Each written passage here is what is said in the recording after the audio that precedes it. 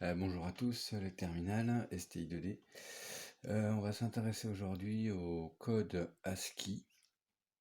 En fait, le code ASCII, c'est une norme américaine qui vise à traduire des caractères, et notamment les caractères de votre clavier informatique.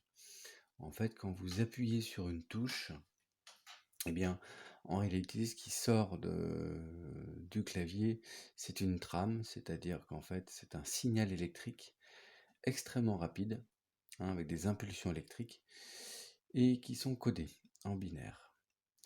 Alors, en fait, quand on appuie comme ça sur une touche d'ordinateur, est généré un signal électrique. Alors avant d'arriver à là, le codage ASCII, on peut le voir dans un tableau. Ce tableau, il est là. C'est-à-dire qu'en fait, si je tape sur mon clavier la lettre D, eh bien, elle aura pour valeur 4, 4. Si je tape la lettre Q, ça sera 5, 1, 51. Si je tape la lettre A, ça sera 4, 1, 41. Ça veut dire quoi 41? Eh bien 41, pardon, c'est un codage en hexadécimal. Alors, on se souvient ce que c'est que le codage hexadécimal. Donc, quand je tape la lettre A, le code qui sort de la lettre A, en fait, c'est 41 en hexadécimal. Alors, 41 en hexadécimal, on va convertir ça en binaire, d'accord? Et donc, avant, on va convertir en décimal. Donc, ici, 41, ça fait 1 fois 16 exposant 0, c'est-à-dire 1. 16 exposant 0, c'est 1, d'accord? Plus, donc 4 fois 16 exposant 1, donc 4 fois 16, c'est 64. Ce qui veut dire que c'est égal à 65 en binaire, en base 10, pardon, en décimale. Ok? 65 en base 10, c'est-à-dire que quand je tape grand A sur mon clavier, il me sort, en fait, ça correspond à 65 en décimale. Et en binaire, comment est-ce qu'on fait ça? Eh bien, en binaire, grand A, ça correspondrait en binaire à donc 65 en base 10, on l'a vu, et en binaire, ça correspond à, est-ce que c'est égal à 30, à 64 plus quelque chose? Oui, 64 plus quelque chose. Est-ce que c'est égal à 32, à 64 plus 32? Non. Est-ce que c'est égal à 64 plus 16? Non. Est-ce que c'est égal à 64 plus 8? Non. Est-ce que c'est égal à 64 plus 4? Non. Est-ce que c'est égal à 64 plus 2? Non. Est-ce que c'est égal à 64 plus 1? Oui. Donc voilà le code en binaire.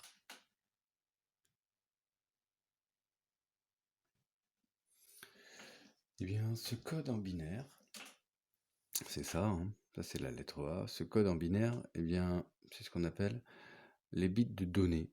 D'accord? Donc ça correspondrait à la lettre A. Et ces bits de données, voilà, ils sont là. En fait, la norme RS232 peut être codée sur 8 bits. Alors, vous avez vu que là, on n'en a que 7. Bah, vous savez bien que si on va en avoir 8, c'est comme s'il y avait des zéros devant. C'est pareil. Donc ici, on rajoute un 0, donc ça fait 8 bits. C'est un paquet de 8 bits, quoi, un octet. Ok? Eh bien ça va être envoyé à une fréquence très élevée et on va transmettre ce fameux code-là, mais on va le transmettre à l'envers. On va transmettre ce code-là à l'envers. C'est le principe de la norme RS232. Quand on l'envoie, eh bien on envoie à l'envers. C'est-à-dire qu'en fait, plutôt que d'envoyer ça, eh bien je vais commencer par envoyer celui-là. Ensuite celui-là. Ensuite celui-là. Celui-là, celui-là, celui-là, celui-là. Donc c'est ça qu'on va c'est ça qui sera envoyé sur la RS232. Donc on a vu que le caractère grand A au clavier correspondait à 65 en décimale, d'accord? en binaire, ça correspondait à ça. Ce que je lis dans le tableau ASCII, c'est de l'hexadécimal, d'accord? Donc il faut passer de l'hexa au décimal au binaire. Le mot binaire, je rajoute un 0 devant pour avoir un octet. Et en fait, ce qui est envoyé, c'est l'inverse de ça. Ok? C'est-à-dire 1, 5, 0, 1, 0. On rajoute un bit de start pour dire, au départ, attention, ce que je vais vous envoyer, ça part de 0. Ok? Et un bit de stop pour dire, qui est à 1, pour dire que c'est la fin du message. C'est la fin des données. Donc, en fait, ici, on a une trame qui est un protocole avec un bit de start, un bit de stop. Le bit de start est à 0, le bit de stop est à 1. C'est comme ça. Et à l'intérieur, il y a les données. Donc des 0 jusqu'à des 7 inclus, ce qui fait bien un octet. La trame fait en tout 10 bits. 8 plus 1 plus 1. Je vous remercie, bon courage à tous et continuez à bosser. Si vous avez des questions, n'hésitez pas.